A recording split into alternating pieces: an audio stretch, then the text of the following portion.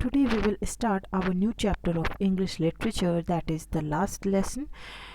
In this short story set in the time of Franco-Prussian War 1870-71, Alphonse Daudet describes an indirect casualty of war. ये जो छोटी सी एक story है यहाँ दी गई है, जो कि एक वॉर हुआ था फ्रांस और प्रूशिया के बीच में। और उस टाइम पर जो वॉर हुआ था 1870 से 71 तक ये था। उस टाइम पे एल्फोंस डोडेट जो हैं वो डिस्क्राइब कर रहे हैं, बता रहे हैं एंड इनडायरेक्ट कैजुअलिटी, एक इनडायरेक्ट रूप से कह सकते हैं, एक इनडायरेक्ट रूप से जो कैजुअलिटी हुई थी वहाँ, जो भी नतीजे सामने आए थे वॉर के, उसके बारे में बता रहे हैं। Narrated by a young boy, जो कि एक छोटे से बच्चे के द्वारा यहाँ नरेट की गई है। The story is about the last class of a French teacher. Story last class के बारे में, आखिरी पार्ट जो कि एक फ्रेंच टीचर के द्वारा दिया गया है। Now see we will start this chapter. I started for school very late that morning and was in great dread of scolding. मैंने सुबह स्कूल जाने के लिए काफ़ी देर से मॉर्निंग में मैं तैयारी की स्कूल जाने की, एंड बहुत ही डर में था, ड्रेड यानी डर में था, ऑफ स्कोल्डिंग यानी डांटने की कि डांट पड़ेगी, स्पेशली बिकॉज मिस्टर हैमल, क्योंकि यहाँ एम जो है स्टैंड करता है मिस्टर के लिए। सो यहाँ पे स्पेशली फ्रॉम यहाँ पे देख रहे हैं हम कि बच्चा जो है वो स्कूल लेट मॉर्निंग में जाने के लिए शुरू कर रहा है, तो वो काफ़ी डरा हुआ है, जैसे कि बच्चे डरते हैं। बिकॉज एम यहाँ पे मिस्टर के लिए, mister हैमल had said that he would question us on participle, क्योंकि मिस्टर हैमल ने कहा था कि उन्होंने जो भी वो पार्ट पढ़ाए हैं पार्टिसिपल्स का, उसके ऊपर वो क्वेश्चन करेंगे। And I did not know the first word about them, और मैं उसके बारे में, पार्टिसिपल्स के बारे में पहला शब्द भी नहीं जानता। For a moment I thought of running away and spending the day out of doors. एक क्षण के लिए मैंने सोचा कि मैं घर से मैंने सोचा कि मैं भाग जाऊं और मैं पूरा दिन जो है डोर से यानी दरवाजे से बाहर रहूं, पूरा दिन बाहर रहूं। इट वॉज सो वार्म, ये बहुत काफ़ी गर्म था, सो ब्राइट, काफ़ी उज्जवल था। द बर्ड्स वेयर चिरपिंग, पक्षियाँ जो हैं चिरपिंग यानी कि चहचहा रहे थे। At the edges of the woods, जंगलों के किनारे पे। And in open field at the back of the sawmill, और एक जो खुला मैदान था पीछे, सॉमिल यानी जो आरा मशीन होती है लकड़ी काटने की, उसके पीछे द प्रूशियन सोल्जर्स, जो यहाँ पे पर्शिया वासी सोल्जर्स हैं, वे ड्रिलिंग का मतलब यहाँ है ट्रेनिंग और प्रैक्टिसिंग। ड्रिल अपने अभ्यास को करना, कर्तव्यों को, जो भी उनके एक्सरसाइज होते हैं, तो वो सोल्जर जो हैं वो अपना एक्सरसाइज कर रहे थे वहाँ पे। It was all about all much more tempting than the rule for participants. ये सारा कुछ बहुत ही ज़्यादा लुभावना था पार्टिसिपल के रूल से ज़्यादा, जो भी पार्टिसिपल्स के ग्रामर के रूल्स होते हैं इंग्लिश के, उससे ज़्यादा ये सारी चीज़ें काफ़ी लुभावनी बच्चे को लग रही थी। But I had the strength to resist and hurried off to school, लेकिन मेरे अंदर क्षमता थी कि मैं अपने आप को रोकूं और जल्दी करूं स्कूल के लिए जाने के लिए। When I pass the town hall there was a crowd in front of the bulletin board. जब मैं टाउन हॉल को मैंने क्रॉस किया तो वहाँ एक भीड़ थी। बुलेटिन यानी सूचना पट्ट जो होता है, सूचना की जो बोर्ड होती है उसके आगे। For the last 2 years all our bad news had come from there. सारी जो बुरी खबरें हैं 2 सालों से, पिछले 2 सालों से सब वहाँ से आई हैं। द लॉस्ट बैटल्स, जो हारी हुई लड़ाइयाँ हैं। द ड्राफ्ट्स, यहाँ ड्राफ्ट जो हैं ऑर्डर जो होते हैं आर्मी ज्वाइन करने के लिए, उसके लिए ड्राफ्ट वर्ड यूज़ हुआ है। The orders of the commanding officer, जो ऑर्डर होते थे कमांडिंग ऑफिसर्स के। And I thought of my self without stopping what can be the matter now, और मैं अपने आप को नहीं रोक सका ये सोचने से पहले कि अब क्या मैटर होगा, अब क्या बात होगी।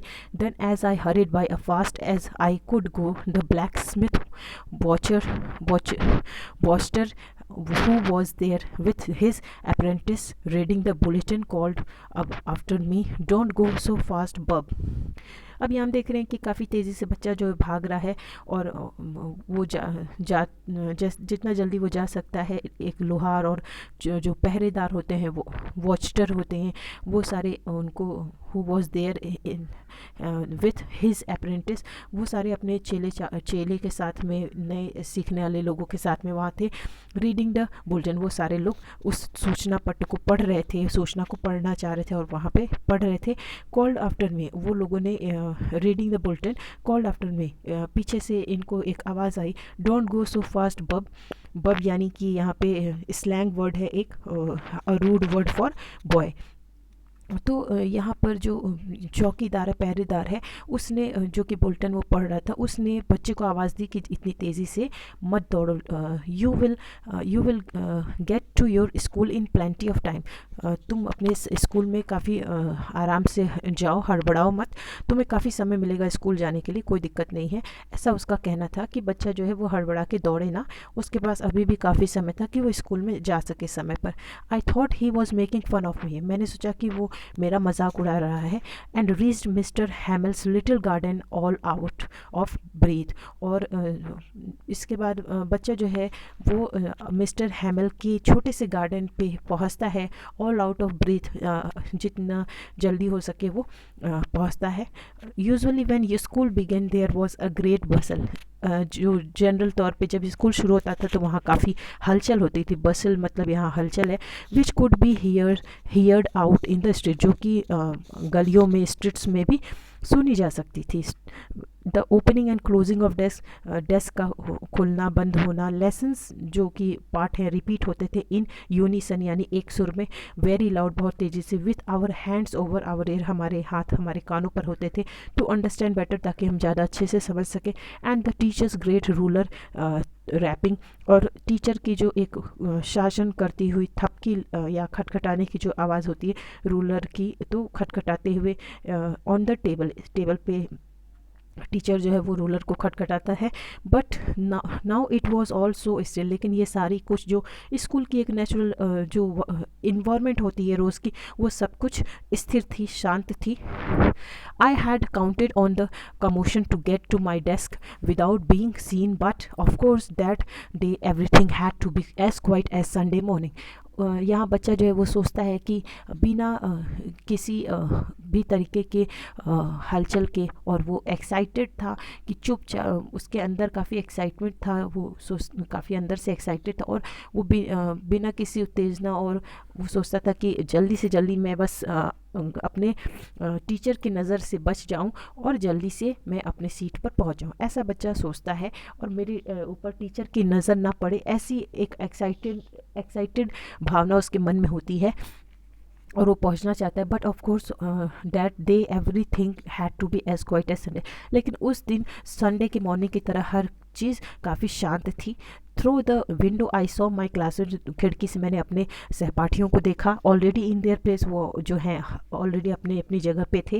एंड मिस्टर हैमल वॉकिंग अप, और मिस्टर हैमल जो हैं वो चल के आ रहे थे, अप एंड डाउन, ऊपर नीचे, with his terrible iron ruler, अपने डरावने आयरन की जो रूलर है, आयरन की जो स्केल है वो हाथों में लिए ऊपर नीचे वॉक कर रहे थे। अंडर हिज आर्म, उनके हाथों में थे वो ruler. I had to open the door and go in before everybody, मुझे दरवाज़ा खोलना था और सबसे पहले वहाँ अंदर उसके जाना था। You can imagine how I blushed and how frighten, आप समझ सकते हो, कल्पना कर सकते हो कि मैं कितना ब्लश था, मैं कितना झेप रहा था, मुझे शर्म भी आ रही थी और मैं काफ़ी डरा हुआ था। बट नथिंग हैपन, लेकिन कुछ नहीं हुआ। मिस्टर हैमल सॉ मी, मिस्टर हैमल ने मुझे देखा, एंड सेड वेरी काइंडली, और बहुत ही दयापूर्वक उन्होंने कहा, go to your place quickly little friends, उन्होंने कहा कि छोटे फ्रेंड्स जल्दी से अपनी सीट पर जाओ, we were beginning without you, हम लोग तुम्हारे बगैर शुरू कर रहे हैं। I jumped over the bench and sat down at my desk, ऐसा टीचर ने जल्दी से बच्चे को कहा, और तब बच्चा जो है जल्दी से अपनी सीट पे जाके उछल के वो बैठ गया। Not till then, when I had got a little over my fright, तब तक जबकि मुझे अपने डर पे थोड़ा काबू नहीं हो गया, did I see that our teacher had on his beautiful green coat, तब मैंने तब मैंने जब ध्यान दिया अपने दर्द पे काबू पाने बाद, जब मैंने ध्यान दिया तो मैंने देखा कि मेरे टीचर ने खूबसूरत ग्रीन कोट पहना है, हिज फ्रिल्ड शर्ट, उनके झालरदार शर्ट उन्होंने पहन रखी है, and the little black silk cap, और एक छोटी सी सिल्क की कैप काले रंग की उन्होंने लगा रखी है सिर पे। ऑल एम्ब्रॉयड, सारे में बूटेदार वो थे, सारी कशीदाकारी की हुई थी, यानी उसमें कढ़ाई हुई थी। दैट ही नेवर वोर, जो कि वो कभी नहीं पहनते थे, एक्सेप्ट केवल उस दिन पहनते थे, कब? जब इंस्पेक्शन होता था स्कूल में या प्राइज डे होता था, जिस दिन बच्चों को पुरस्कृत किया जाता था, उस दिन सिर्फ वो ऐसे कपड़े पहन के आते थे। Besides the whole school seemed, इसके बावजूद कि सारा स्कूल जो है वो दिख रहा था सो स्ट्रेंज, बहुत ही अजीब, एंड सोलेमन, और शालीन, शांत दिख रहा था। But the thing that surprised me, लेकिन जो चीज़ें मुझे बहुत ही ज़्यादा आश्चर्यचकित की वो थी, that was most was to see, ये देखना, ऑन द बैक बेंचेस, कि पीछे की सीट्स पे, दैट वेयर ऑलवेज एम्प्टी, जो हमेशा खाली रहा करते थे, वहाँ पर the villagers people sitting quietly, वहाँ विलेज के जो लोग हैं वो काफ़ी चुपचाप बैठे हुए थे, लाइक आवर्स, हमारी ही तरह। Old Hauser with his 3 cornered hat, old Hauser एक व्यक्ति है जिसने त्रिभुजाकार एक तिकोनी हैट लगा रखी थी। द फॉर्मर मेयर, जो फॉर्मर महापालिका अध्यक्ष होते हैं, वो बैठे हुए थे। And here former postmaster जो थे वो भी बैठे हुए थे, एंड सेवरल अदर बिसाइड्स, और भी बहुत लोग वहाँ पे बैठे हुए थे। एवरीबडी लुक्ड सैड, सभी दुखी दिख रहे थे। And Hester had brought an old primer, और हेस्टर ने एक पुरानी बुक ले आई थी, जिसे देखकर चिल्ड्रन, जो कि एक ऐसी बुक होती है, a book to teach young children how to read, जिसमें छोटे बच्चों को कैसे पढ़ना सीखना है, कैसे उन्हें पढ़ना आना चाहिए, ये सिखाया जाता है, वो लिए हुए थे मिस्टर हेस्टर। और थम्ड एट द एजेस, अपने अंगूठों को उन्होंने किनारों पर रखा हुआ था बुक के। And he held it open on his, और अपने नीज पे उसे खुला रखा हुआ था।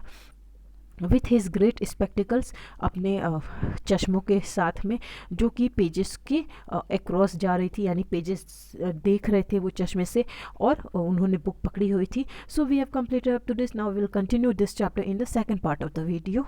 Thank you.